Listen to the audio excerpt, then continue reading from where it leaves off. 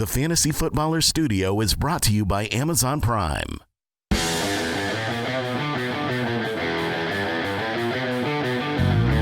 Welcome to the Fantasy Footballers Podcast with your hosts, Andy Holloway, Jason Moore, and Mike Wright.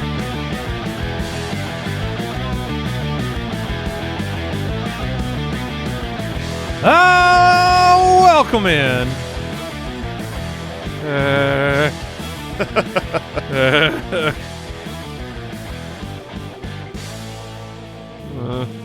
Friday the 13th, the Fantasy Footballers Podcast.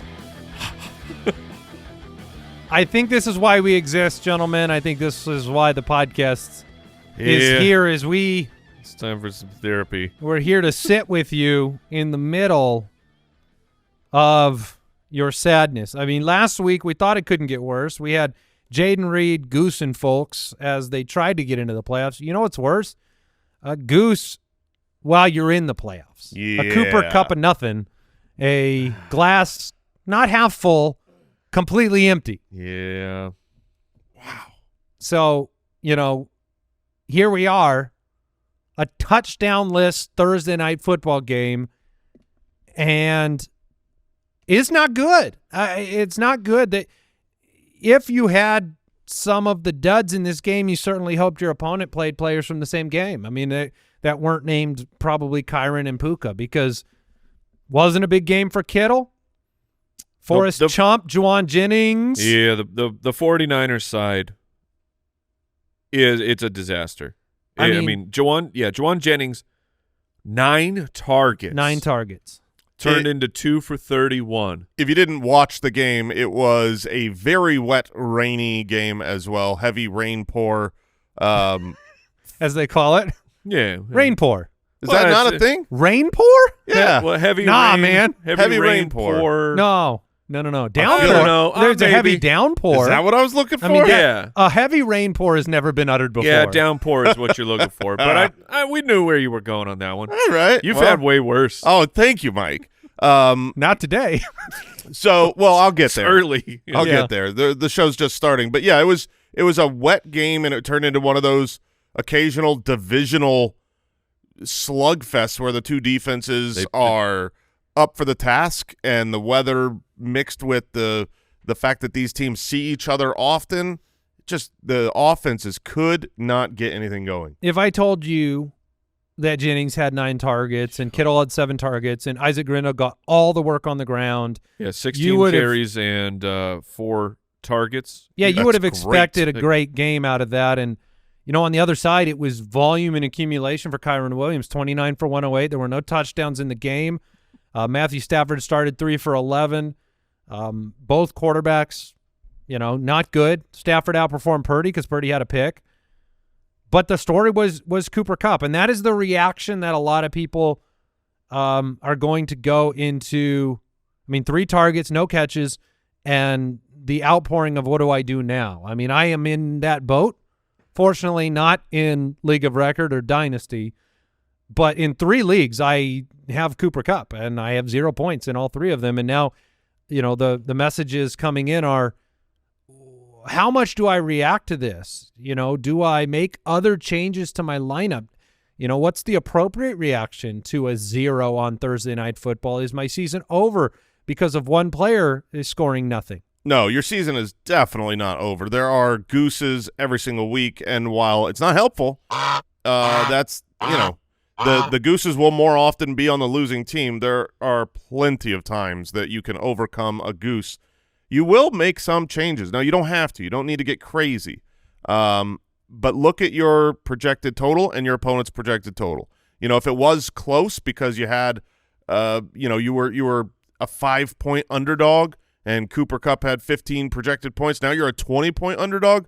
Okay, well, now maybe you look at your matchup and say, this flex option player is the wide receiver for his quarterback. That's not going to catch me up. Maybe I pivot to someone else, or you know, you there were moves like a pivot to pivot type of questions of like, okay, do I sit DJ Moore now to play Darnell Mooney because Kupp got me 0? I mean, that's not the example. That to me, it's more of you're looking for someone that can go crazy. Is it the switch to Winston off of Baker? Yeah, Winston is. That's the type of dynamite that sometimes you need. Although I will say this specifically because I've got Winston right now. He's got a bad weather matchup potentially in his outlook as well. Yeah, I mean, when you have a game like that, you are hoping that your opponent's not going to get a goose probably, but is it a player that Amon-Ra last week? Amon-Ra was a 7-point fantasy player. Amon-Ra St. Brown, that is his lowest output of the week. 0 versus 7, that is not a defining difference in a matchup. You can overcome 7 points. Your opponent can have a down game. Yeah, there are injuries. There are big plays. If you are this far in fantasy football, that means you've been paying attention the whole year. You know what lists have been very long every Monday this year? The pooped in the pants list. Guys are underperforming, and it's not the end. It feels awful, but hopefully you were able to sleep it off and say, okay, it's not done. There's still plenty more games to go. You know what it is the end for? What's that? Debo. I mean, Debo would be a big story if it wasn't for the fact that hopefully everyone was already benching Debo. Oh, man. Because Debo had 7 targets. And 2 carries. His opportunities were great. He finished with 19 combined yards. It's rough, man. I feel like they have to cut him this offseason. I mean, his value is going down. His on the market or right now. Sometimes this happens where teams seem to it's a simultaneous thing where it's like, well, maybe they're underwhelming, underperforming. But then the team is also going away from them because they're not part of the future, right? Like if the plan is bring Brock Purdy back, get Ayuk back from injury, Pearsall, Jennings, Debo's not part of that. So why would you build your offense around Debo right now if you're transitioning? His plummet in production is that real. Look, age comes for everyone, and he's he was on the precipice of he was a trade away. In our dynasty pass, I try and highlight some players who I'm willing to trade away. I thought you might want to get out from Debo, not because of this. This is actual catastrophic. I thought Debo would just be not worth his redraft price and still give you some points. But holy, there was a crap. point during the year after the Ayuk injury where I think if Jason could have traded for Debo in every league, he would have. Because at that juncture, what else lines up? It really did seem like Debo should go on a run to take over. I mean, in the years prior, when one of those guys has been injured, the other just becomes a sensational star. And you don't have CMC or Mason. Yeah, that's what I'm saying. But it looks like it's gone. It looks like he's lost compute. All right, it is Friday. FootClan Friday. Well, we love celebrating the Foot Clan every Friday. Those of you that support the show at jointhefoot.com, which, by the way, we just added another perk to being a member of the Foot Clan. We removed all of the advertising. It's now an ad-free browsing experience on the website for all of the members.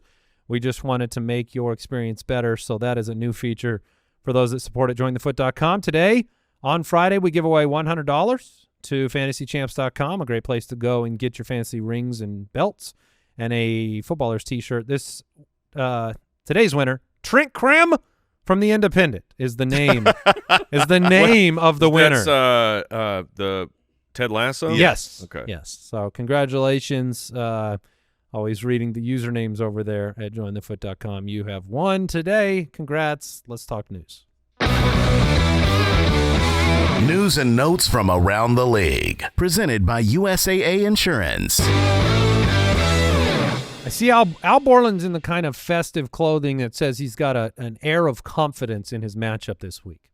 That's not what it says. Dude, congrats, It just says I look good. I get what you're saying. saying. Look, he's got the are those palm trees or what's going on? Yeah, over we're there? going to call them palm trees. Palm trees. Okay, yeah. Starfish? Well, other plants? no, whatever. They're palm trees. They're palms. He's got the sunglasses on the hat. Oh, I mean, yeah. This guy is either ready for a tea time or a cruise at just the drop of a hat. He knows that the He's three ready. of us are leaving early today. You know what I mean? Al, go ahead and head over to Twitter. Grab the graphic I have sitting on my Twitter profile. I made a small tweak to the King Ghidorah meme that I thought we should share on the show. I enjoyed it. As I go through the news, the Jags tight end Evan Ingram, surgery, torn labrum, out for the year. So on Wednesday when Coach Peterson said Evan Ingram, he's going to miss practice, but I think he's going to play. Maybe he didn't know. Yeah. Oh, I mean, he meant again someday. But how do at that point do they not know? If a guy's shoulder is hurting that bad that you're like, oh, we should probably go look at this. The Chiefs have opened up the 21-day window for Hollywood Brown to return to the team just in time for another playoff run. That's, a good time for the Chiefs, not for fantasy. Cedric Tillman, limited, still dealing with the concussion. David Njoku remains sidelined. We've got the report he's not expected to play. We got that late in yesterday's show. And I was worried about this one. Maybe I'm wrong to be worried even now, but Tony Pollard, once again, not seen and didn't practice on Thursday. That's Wednesday and Thursday DNPs. Yeah, I mean, I brought it up a little bit when I made him my start of the week yesterday that he missed practice. We need to monitor that because obviously him being healthy is important. Tajay Spears, I think, would actually be a pretty good play if he is the only guy. He's not as talented as Tony Pollard, but he is talented in his own right. Yeah. And if he gets all the work with, fresher legs, that would be interesting. Obviously, this isn't ruling him out just because he's missing practice. He's had a lot of workload this year, so just keep monitoring up until game time. Do we have that picture, Al? Did you find the picture for us? No, not yet. Oh, cool.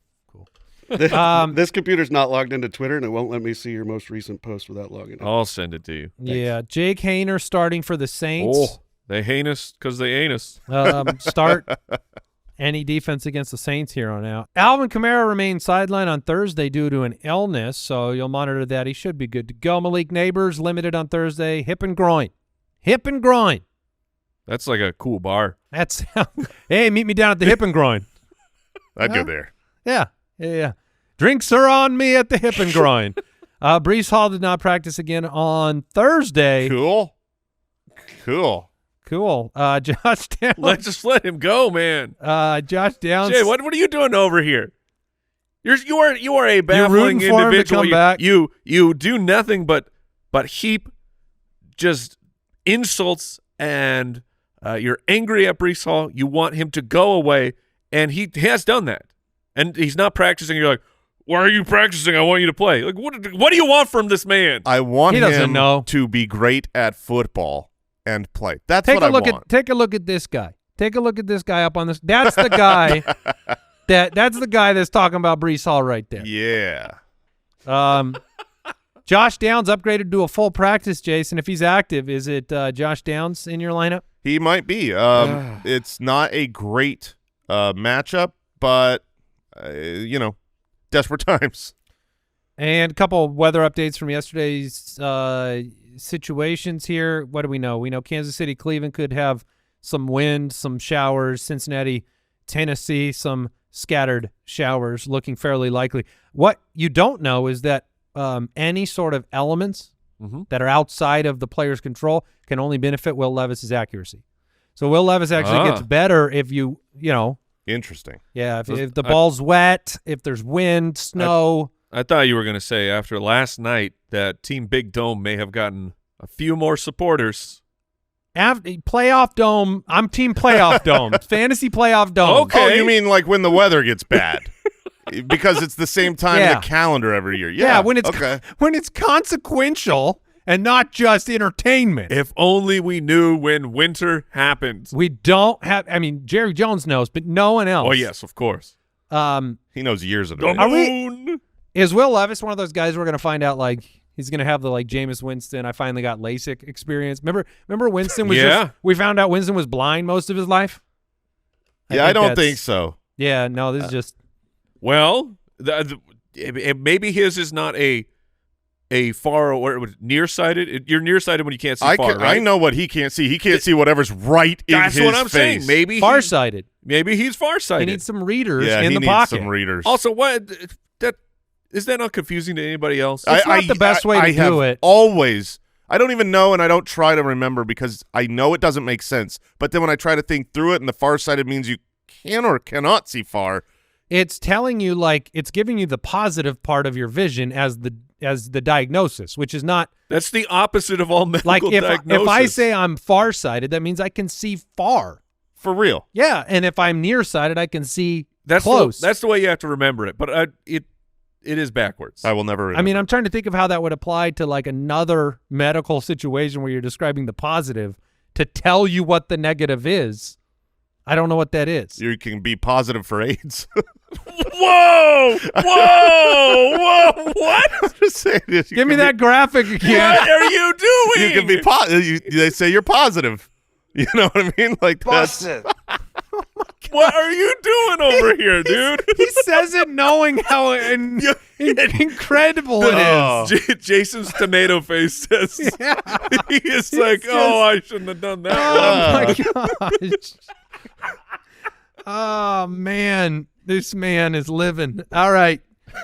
Quick. Those are inside thoughts, Jason. I work on this with my kids.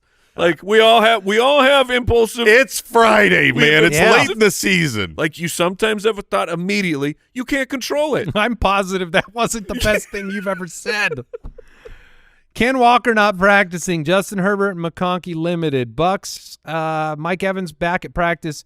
Bucky still a question mark. Sterling Shepard missed practice on Wednesday and Thursday. Jalen McMillan, what's up? How you doing? And these are all players that we're going to talk about in the matchups today, so I'm blitzing them real quick. Pickens still sidelined with the hamstring. Trey McBride back out there in a limited fashion. Dalton Kincaid and Keon Coleman finally going to return. All right. And DeAndre Swift did not take part in the walkthrough again on Thursday, which means if you really want to hit that nasty button for Travis Homer because Roshan Johnson's not practicing either. So oh man. That was today's news and notes presented by USAA Insurance. Learn more at usaa.com/insurance. Let's take a quick break. Jason can compose his thoughts, and we will get into the forecast.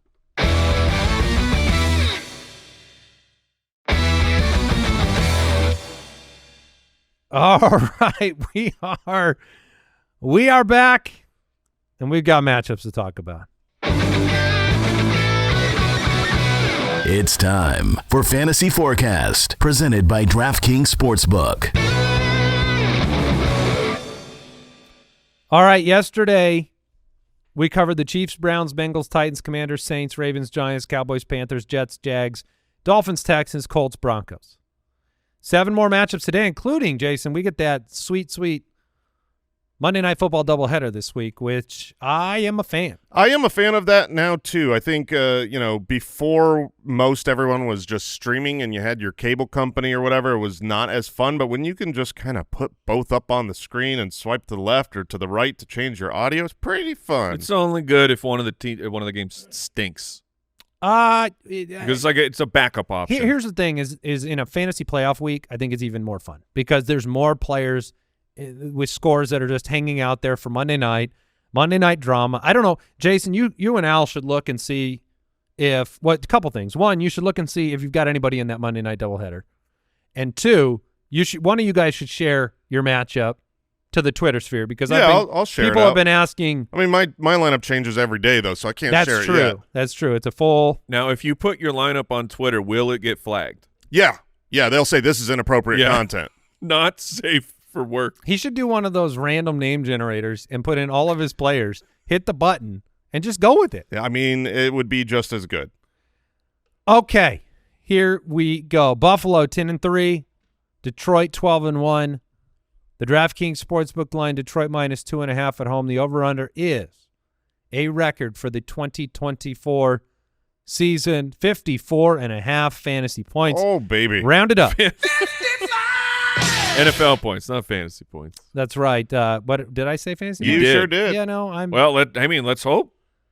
Yeah. Well, let's hope there's a lot more than that. This is total. This is crazy.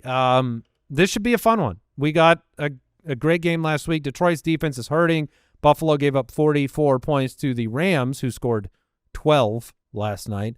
And so let's have some fantasy output in this game.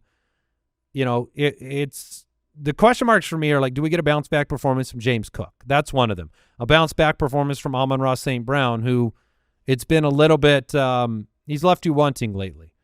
And then what do you do with the wide receiver room in a game where you have a high over-under, where you know that Buffalo is going to score a bunch of points, but then at all of their positions outside of Josh Allen, you really don't know what you're going to get. Yeah, it is tough. I think that the advice is you want players in this game.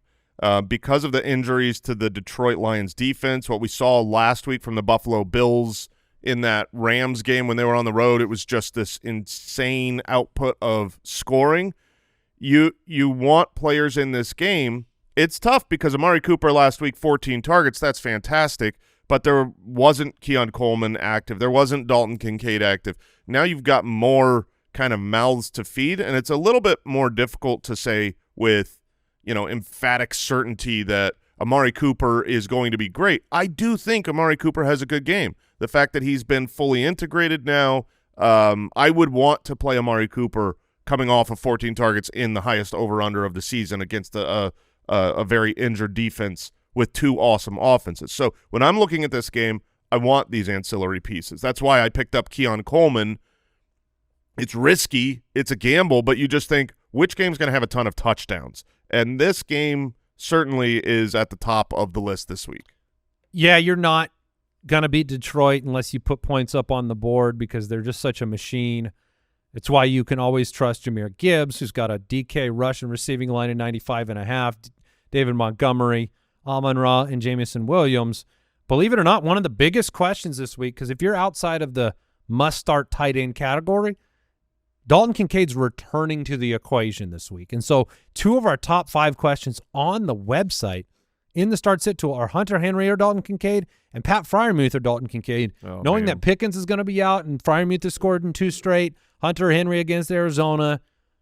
Do either of you have any confidence in Kincaid returning to the lineup with the over-under? I actually do have confidence in not playing Kincaid. Nice. Yeah. So okay. Dalton Kincaid before the injury, 31 yards, 32 yards, 24 yards. That is his season garbage. high is 52. That's just unusable. And keep in mind, like 32 yards one of those weeks came on 10 targets. It hasn't worked. It's been out of sync. I'm not using the playoffs as week 1 with his first week back from injury to throw him in. On the other side, Laporta, would you play him over both Henry and Freiermuth in a matchup like this? I would, yeah. Okay. Are there other question marks in this game? I mean, put the 3 wide receivers for Buffalo in order for me. Is it Shakir, Cooper, Coleman? Is it Coleman, Shakir? I'd have Shakir at the top. Did we mention his line, his 55? Thank you. His DK receiving line's at 55.5, and Khalil Shakir is this weird player where his name value is still low, even though we want pieces of a Josh Allen offense. He's the wide receiver 28 on the year. He's averaging more than 10 points a week. He's not every single week you're expecting humongous things, but he has been really solid for that archetype of and that tier of a player. So he's at the top for me. Yeah, I would have Amari Cooper just from the utilization, the fact that he's more downfield, gets air yards. In a game like this, I would go Cooper, Shakir, Coleman. But Shakir's got a pretty high floor. There is a chance that if Cooper does have another big game in this one, that you're talking about somebody league winner. Yeah, you're now really which he was last year. So you'd be really confident moving forward if he performs in this one. Allen, amazing week last week. And then Jared Goff, is he streamable this week? Is he somebody that you would, sure. When you talk about that pivot, if Cooper Kupp disappointed you, would Goff be somebody that you'd take the shot? It was a few weeks ago that he had the 5 touchdown performance, right? Or yep. 4, yeah. 4 touchdown performance, yeah. He was the number 1 quarterback. Yeah, 3 last week. He's been throwing some touchdowns, and this is the type of game he has at home in a dome. So Six straight games in a dome. Third straight game at home. The thing about the Lions is they will score at minimum, or no one knows anything, but you feel like I don't want to be confident about overconfident about it, but it's like if the Lions don't score 3 touchdowns in this game, I'd be very surprised, as their floor. Yeah, I imagine they will score 4 touchdowns at least. Right. So and if that's the case, David Montgomery gets 1 and Jahmyr Gibbs gets 1. That's like law. But Gibbs could be passing. Right. Sometimes he gets his 1 in the passing game. Yeah. So, but the higher level point being, Jason's talking about 4 touchdowns. You want to have a piece of an option like that. Yeah, and Jamison Williams is always one big play away. Same with Laporta. Pittsburgh's 10-3. They go to Philly. Update here on Jeremy and I's matchup. Yeah. So I have no one on Monday night as of this moment, and he has and on your roster, but go on. Correct. He has 2 guys named Bijan Robinson and Justin Jefferson. That's a lot of points. I'm going to need to be up by 50, 60 points, something like that, and I will not be. So, Jeremy, congratulations. Pittsburgh's 10-3, Philly's 11-2. The DraftKings Sportsbook line, Philly minus 5.5. Over/under is 43. That's fairly low here. Battle of Pennsylvania. Oh, the winner gets Pennsylvania. They do. They get they get the state. They've played each other only 81 other times. And Philadelphia leads the series 49-29-3. Yeah, I thought he said that too. That was the joke. That was the joke. The joke was they've only played each other 81 other times. Great. All right. You got me. Come on. What a great joke. This is no time for joking. Yeah. This is Russell serious football. Wilson and Jalen Hurts. The passing yards line for Hurts is 197.5. I'll take the under. Saquon's a lock. And frankly, A.J. Brown is too, but you're just a bit nervous on what he represents to your lineup. That's all. Yeah, he's obviously been a very squeaky wheel the last week, despite winning. What do you think he is on the year? Do you know the answer to that? What his wide receiver number is on the year? Yeah, what's his rank? I do not know. I would guess about 10. Mike? Yeah, he's a top 12 guy. He's 24th on the year, but I forgot he did miss some time. On a per game? I'm going to take a look at the per game real quick. But, yeah, sorry. I didn't want to cut off what you were saying, but you're just, put him out there and expect. Is that low? A.J. Brown's at 12 in points per game. Yeah, he's 13.2 points. Yeah. But that's just to put it out there, just to make this horrible for you. That's where Addison is. So Addison's at the same place that Brown is. In points per game? In points per game. And Addison's on fire right now, right? Yeah. That is the same place that JSN is at. Yeah, but Addison. That is below McLaurin. They're not playing for a state. They're not playing for the rights to own a piece of land. I feel like with that, when that's up in the air, then they're going to go to A.J. Brown. Right, but if you had Addison, that you would go to Brown. I would. That's the question. I can't. You can't not. I couldn't live with myself. Die with your champions. Yeah. Devontae Smith 4 for 37 did score last week. You're playing Devontae Smith or Amari Cooper in that high over under. That's 10 points high. I would lean towards Amari Cooper. Same. Okay, so there is some hesitancy then on that secondary option. Najee sitting at RB18 on the year. You play him. Pickens almost certainly going to miss this game. There wasn't the pivot to Calvin Austin would have destroyed you last week. 1 catch for him.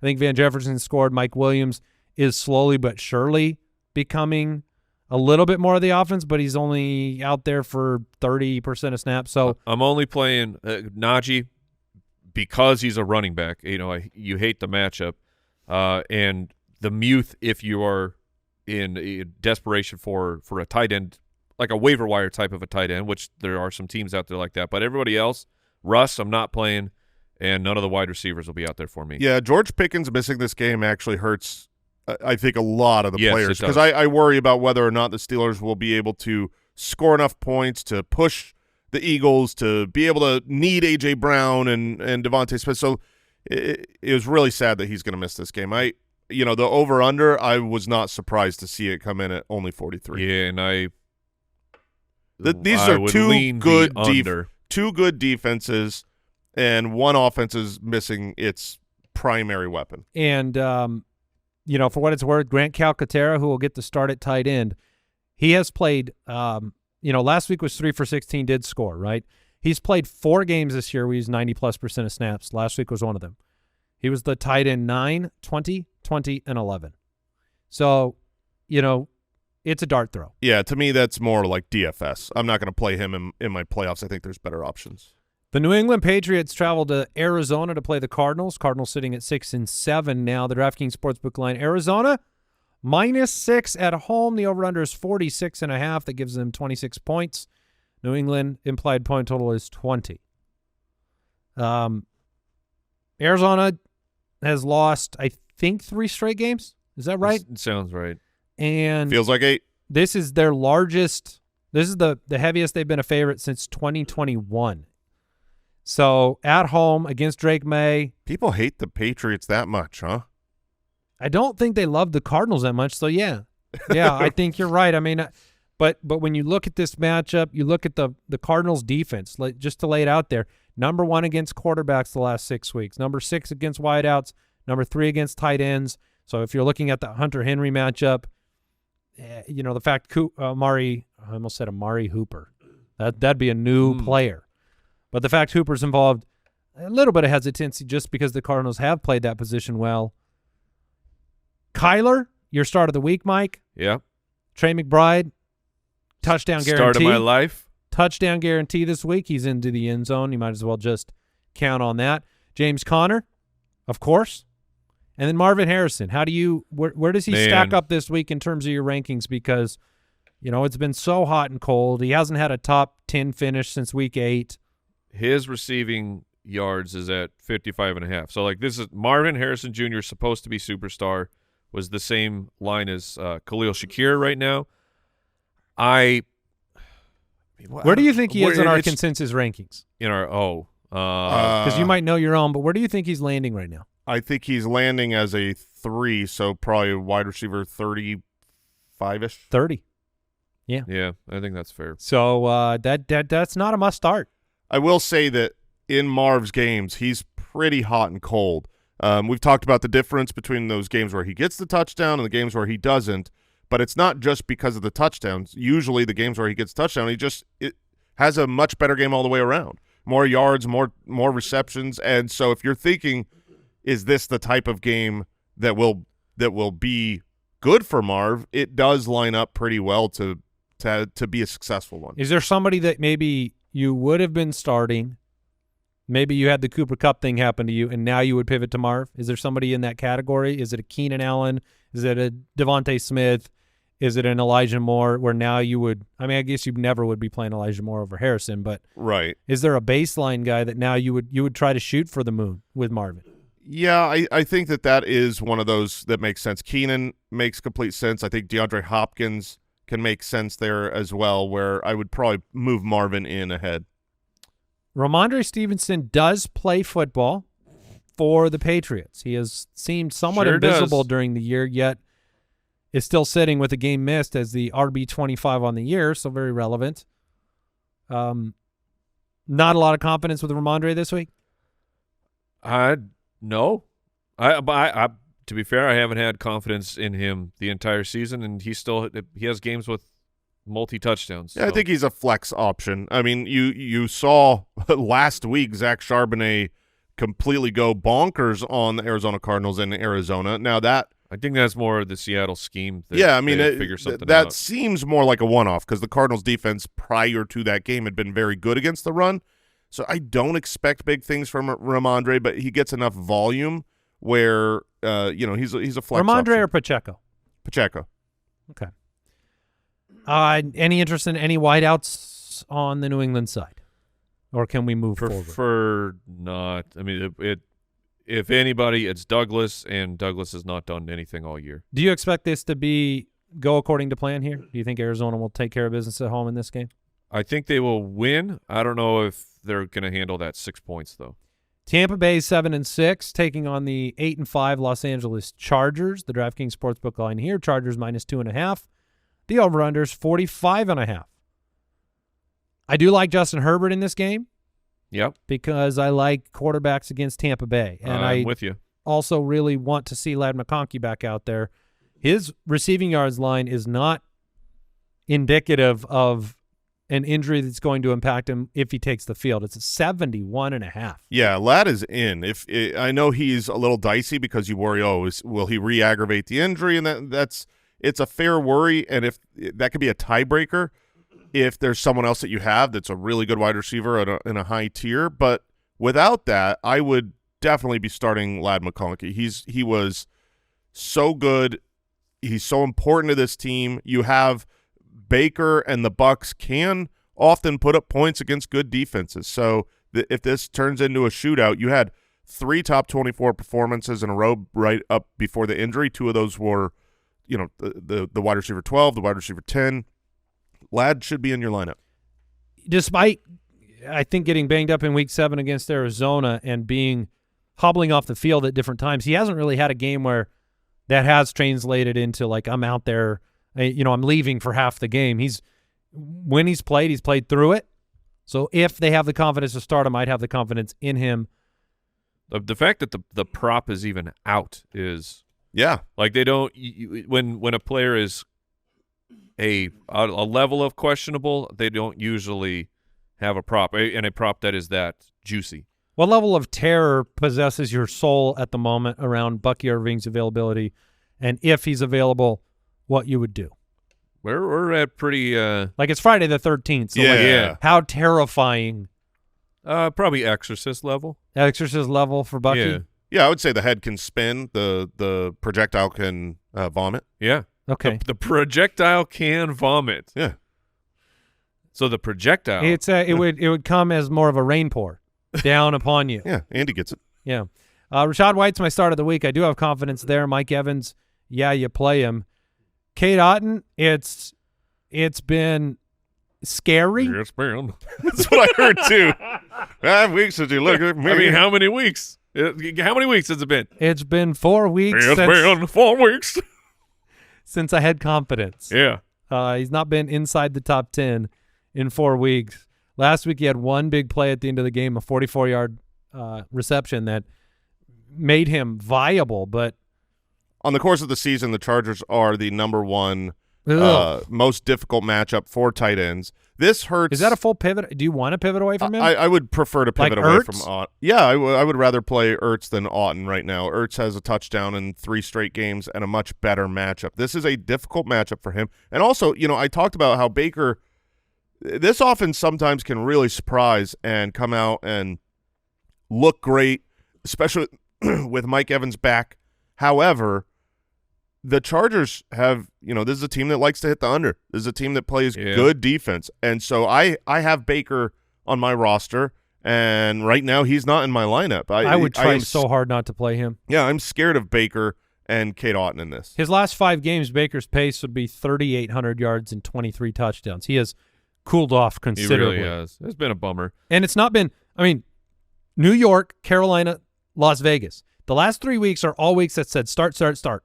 Right? Yeah. And this week you're saying the matchup is not good. So, I would try to get somebody else out. I put Herbert out there for sure. Do you have, for a running back needy team, let's say Bucky is actually out, what's your interest in Sean Tucker for the Bucs? Or do you think it'll just be a really heavy Rachaad White? I think it'll be extremely heavy Rachaad White. Sean Tucker might be used around the goal line. I mean, he's the type of player that can come in and vulture a touchdown, and so you could get lucky in that way. But again, not a good matchup for projecting that. So it would be Rachaad White as like a super confident start, and I would not want to play with Sean Tucker. If they were playing a horrible rush defense, I would be willing to do it. And then one last. It's probably a DFS play, of course. But, hey, shout out to Stone Smart. Oh, yeah. Who will be projected as the starting tight end for the Los Angeles Chargers. Shout out to anybody starting Stone and Sincere this week. Hey. Yeah, those are some grade A names. But after Big Montana left last week with the injury, 3 for 54 from Stone Smart. All right, Sunday Night Football. Is he the Stone Min? Do you know? Oh, that I don't know. Because that would be really nice. I know he's the Stone Man. Fair. but I don't know if he stoned him in. Hope he doesn't have stone hands. Wait, 3 for 54, man. One of those kids was great. Huge. Would you flex him? Yeah, I would. Green Bay, Owls team, Sunday Night Football, 9-4. The Seahawks 8-5. DraftKings Sportsbook line here, Green Bay -2.5. The over-under is 45.5. I believe if the Packers win this ballgame, that would put the Rams at the tippy top of the West with Seattle.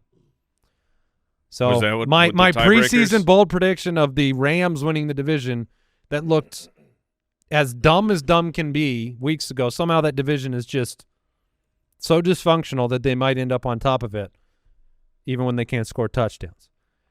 Green Bay, they're in 6th. They're an NFC wildcard team. Seattle's atop the division.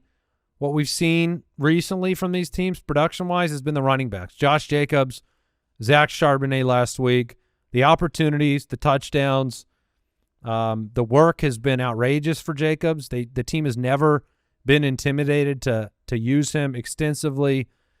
It's not necessarily been huge, profound, efficient yardage games, but when you score 8 times in 4 weeks, that's pretty good. That's pretty nice.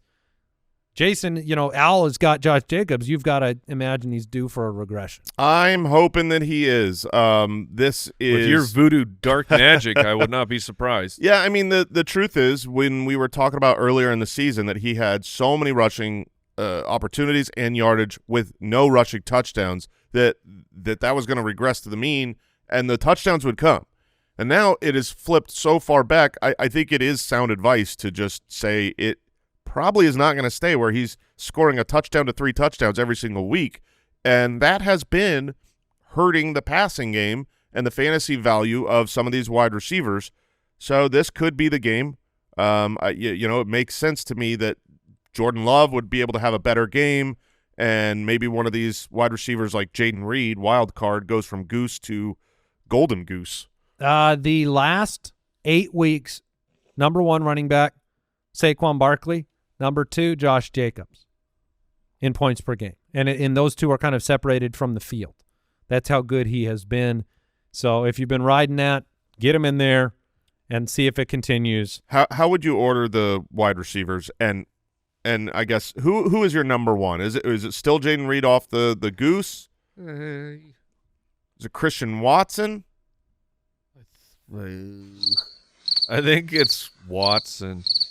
I mean, it's not just a goose. The Jaden Reed's, which there are some touchdowns in here. That's so like for fantasy, he has come through a little bit over the last month. But yardage is 2 weeks ago, or last week was 0. 2 weeks ago was 24, 26, 23, 113, 55, 10, 28. Like this has been it's more common for him this year to be a low yardage. Would you rather start guy. Jaden Reed or Keenan Allen?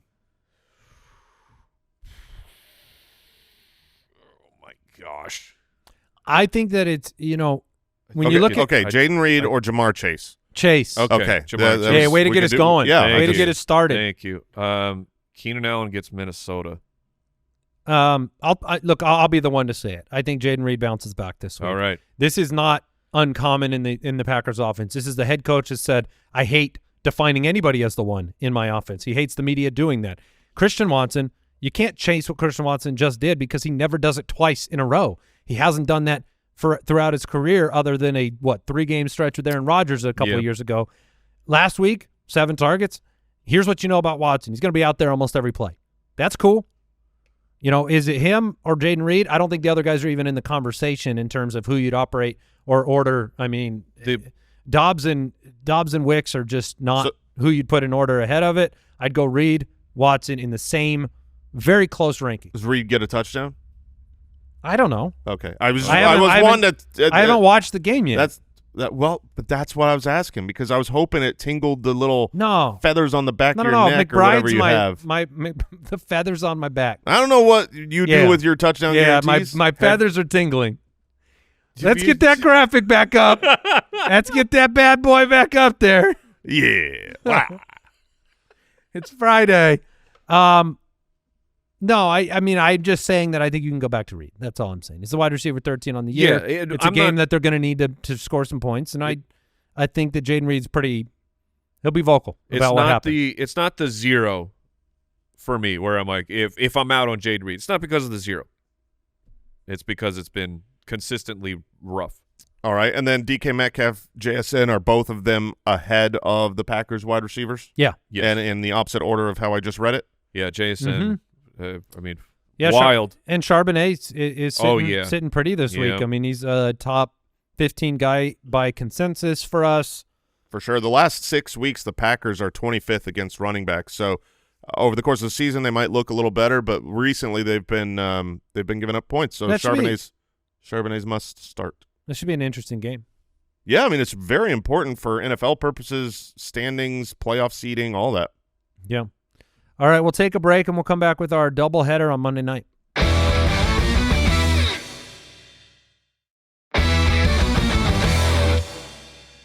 The Chicago Bears, 4-9, taking on the 11-2 Minnesota Vikings. Minnesota 6.5-point home favorites. The over-under is 43.5. Minnesota barely beat the Bears in Week 12, overtime, 30-27. Was that the game where they were crushing the Bears? I believe they were killing the Bears, and then the Bears had some crazy, like the last 2 or 3 minutes of the game somehow got it back to overtime and then lost. Touchdown, 2-point conversion, onside kick, field goal, overtime. Yeah. They never should have done any of that. They lost anyways. Right. Minnesota 6-1 at home. They average 28 points a game at home. Sam Darnold coming off a 5-touchdown performance that was delightful. Thank you, Sam. You won me a bye week. Jefferson, yep. Addison on fire. Jason, start of the week. Hawkinson, my start of the week.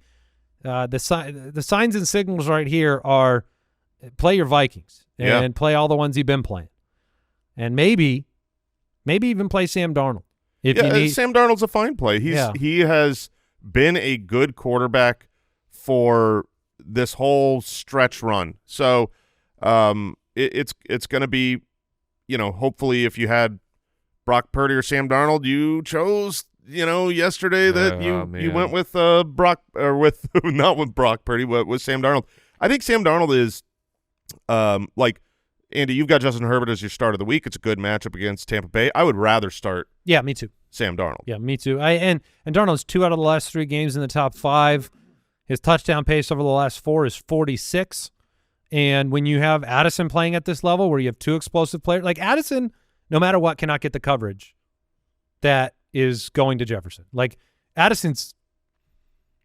he's in the best position possible. He's in the Juju Smith-Schuster when Antonio Brown was on the other side benefit. Yeah. So it's awesome because he's an explosive player. He can score from distance. So, yeah, start all your Vikings. On the other side, pray. Because I don't want – look, DeAndre Swift might miss this game. If he doesn't, he should miss this game for your fantasy lineup. He does have a line, though. It's at 53.5. Yeah. I think he's going to play.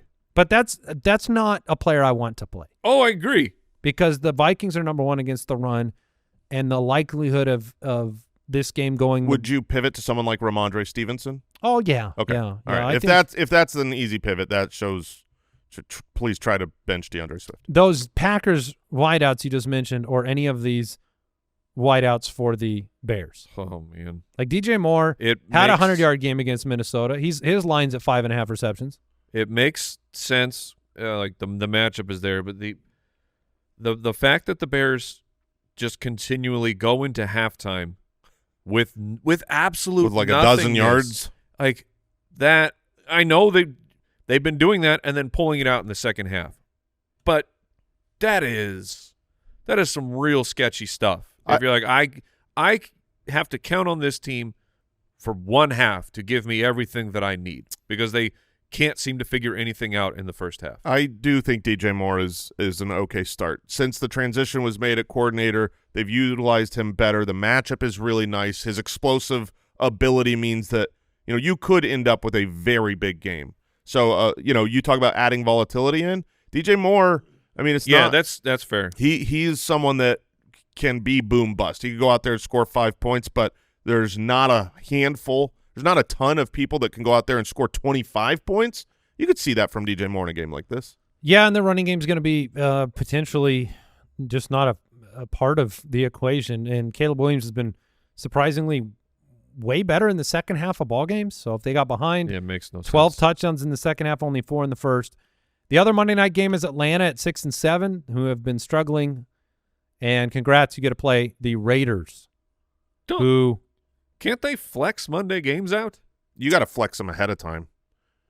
Yeah, but I think we could see this one coming from a couple months ago. Yeah, this is not good. Atlanta's a 4-point favorite. The over-under is 44. Mike, this is why you won 2 games. Yeah, I guess. So you have the Falcons where Kyle pulled out a wild stat. Kirk Cousins has stayed within the pocket 99.4% of the time on his dropbacks. That is the highest in the league. That is the second highest since 2018. He cannot move. You watch the games. He can't move. You think about the plays that define Sam Darnold this year. When you watch him, it's even Caleb Williams' great plays, right? It's escapability. You have to be able to move. Move up, move through the rush. The big play to Jefferson last week was an example by Darnold. Cousins used to be able to do that. Right now he can't, and he's thrown no touchdowns in 4 games. Now that streak should end. Yeah, he'll throw a touchdown in this game, which is great. Probably. Yeah, that was on purpose. I think he'll throw a touchdown in this game, but that's good news for Drake London. His receiving line is at 66.5, and we've talked about he's been pretty decent for fantasy. He's not been disappointing through this Kirk Cousins terrible stretch, but it hasn't been great because there have been no touchdowns. I think Drake gets a touchdown this week. And I like Darnell Mooney again. Just the separation that he's getting is been very friendly when it comes to Kirk Cousins. Both of those players right now very close in fantasy points per game. Mooney's at 11.2 on the year. London's at 12.3. So London's always the better bet for a touchdown with that size. So both of them are in play in this matchup. Kyle Pitts, if you hate yourself. Oh. No, I don't think you can do it. No, don't. I mean, I will Love say yourself this weekend, people. Don't play Kyle Pitts. I will say this. Like if you did something wrong and you're afraid of coal in the stocking and you need to pay penance, maybe you start Kyle Pitts so that you can Let's say you had Cooper Kupp. Okay? And you're starting. You don't want to. Yeah. Okay. Okay. And so right now you've got Cade Otton in there. I mean, there's no situation you're going to paint. There's no brush or paint set. You cannot create me a world where I will play Kyle Pitts. Would you rather play Stone Smart? Yes. Now, I want to remind you, the Raiders are very, very bad against tight ends. 32nd in the last 6 weeks. Kyle Pitts is very, very bad as a tight end. Okay. All right. I had to he's try. had 1 or 0 catches in 3 or 4 games. Yeah, in the last 3 weeks combined. But he's 24 years old, Andy. 1.4 fantasy points, 0 and 1.9. You might as well start 23 yards in 3 weeks total. If I could sub Cooper Kupp out right now as my flex and get Kyle Pitts' score, I still wouldn't do it. Yeah, just out of self-respect. It's a matter of principle. Self-respect, yeah. Brock Bowers or Kyle Pitts? I'm going to go Bowers. Okay. Thank you for that start. Our start sit tool should be exclusive to only big disparities. Right? We should only please choose someone else if it's too close. London, Mooney, Bijan, yes. Log out there. Sincere McCormick on the other side. You're talking about a guy that's going to get every chance to be one of the only relevant players on this Raiders offense. Aiden O'Connell, we'll see if he's back out there, but McCormick and Bowers are in. I think Jacoby Myers is probably fine. Jacoby Myers is great. I mean, the Falcons right now on the season, they're dead last against wide receivers. Jacoby Myers, now it's Aiden O'Connell looking to play. I would like to play Jacoby Myers. I think he's a good play this week. That changes, though, if Ritter's your starter. Yes, right? It does. Yes. Yeah. 10 or more targets for Jacoby Myers in 4 of 5 weeks. It's not going to be sexy. You might not want to watch the game, but you'll probably be okay with the output there. And that'll do it for today's matchups. I don't think we have any more segments, right? I think we got one. Oh, do we? The producer said we got one. Fantasy Faceoff, presented by DraftKings. This year has been dude, super tight. It's been very, very close. We are that's 13 weeks because we didn't play in week 1. I have 5 firsts, 4 seconds, 4 thirds. Jason's 4-4-5, and Mike is 4-5-4. So we have really been quite even as we head into this week. But it's my turn for the Wheel of Shame. Wheel of Shame. Jason's team went crazy last week. 192.98. Did you enter that in the Millie Maker? I didn't, and I regretted it. Yeah, I mean, I tell you, every week you got to do that. Yeah. All right, spin that stupid wheel. All right, it is spinning, ladies and gentlemen. We got Mall Cop. I think it landed Fire on me up. a week off. Silly Wabbit. Ice cream? Oh, no. Oh, we have landed on Pretty Princess. Pretty princess. Oh, it's like T Swift is back on the show again. So Andy. Oh, she's back. She's back. I should have just done Taylor Swift instead of Pretty brought Princess. a razor out. Yes. Okay, we got the hair. We got the tiara. There we The go. wand, and then there's one last thing. Oh, we're gonna put it over the top. Yeah, baby. Is that what? Andy was so happy. I thought I got away. What shade is that lipstick over there? It's not a good shade, It's Taylor man. Swift red, baby. Put that lipstick. Oh yeah. Oh yeah. Good luck getting that off. Been there before, brother. Oh, what a pretty princess you are. Yeah. Okay. Looks great. I'm not happy right now. I gotta go meet a contract trip after this. Oh, that's right. All right, I'm gonna start us off. All right. Give me your. The pretty princess will start Kyler Murray at quarterback. Oh. It was a late pivot this morning. I'm going $6,000 to Kyler Murray. Wild. I am saving $100 off of that, and I'm going with Justin Herbert, your start of the week at $5,900. I got Kyler. Oh, 6K. really? Okay. Yeah. By the way, this tiara is digging into my brain. So I tightest. I tried that tiara on when we got it, and it hurt my head so much. Oh my gosh! I bet I could break that thing. Also, I'm looking at the screen. I don't think I'm a pretty princess. No, you look. Hey, it's just awful. believe. Just believe. Hey guys, Who do you got running back? I've got Chase Brown at 7,200 against Tennessee. I've got Rachaad White at 5,800 for the Buccaneers against the Chargers. I have Rachaad White as well at 5,800. I did not see a world where I couldn't put in Derrick Henry in cash. 8,300, very expensive, but he should have 1 to 2 million yards. I don't have the king. I made a He's different so lineup. expensive. I got Chase Brown. Okay. And then I got Rico Dowdle. Yeah. At yeah. 6,100 Thought about it. against the Carolina Panthers. I would be sad if you didn't. I'd be just so disappointed in you. What stinks is the Rachaad White price is cheaper, and he's probably going to catch more passes than Dowdle. But again, show of integrity, I got to put Dowdle in. My 3 wideouts this week: Cortland Sutton at 6,600. I went Brian Thomas Jr. for just 5,800 for Jacksonville. It was between him and I'm trying to remember the other name. Oh, Calvin Ridley. I went with Thomas Jr. with the news that Ingram's out, just more targets, and Adam Thielen for 5,400. Carolina against Dallas. I am a pretty princess. You are. Last week I almost got to 200 going with my all J team. Oh. So I'm going all A team this week. I've got Adam Thielen, Amari Cooper, and Amon-Ra St. Brown. All right. I've got Nico Collins at 8,100. Matchup be darned. Got Tyreek Hill on the other side of that at 7,400. And then beware my stack attack, ladies and gentlemen. It's Kyler Murray paired with Michael Wilson. I almost did that, but my tight end, I assumed that I was going to get a couple guys on the other side of this desk that were going to take the cheapie. I went with Stone Smart. I went with Stone Smart. Stone Smart. Yeah, 2,600. I figured that would be dumb of me not to do that and match you guys. My flex, I don't know if you've heard of him, Jahmyr Gibbs. Jahmyr Gibbs is my flex for 7,500, and I ended up going with the Cardinals defense against New England at 3,000. Well, I have our did the waivers run? No. Oh my gosh, Jason, we're in DraftKings. You're doing right a now. podcast. I know. I want waivers to run before the podcast is over.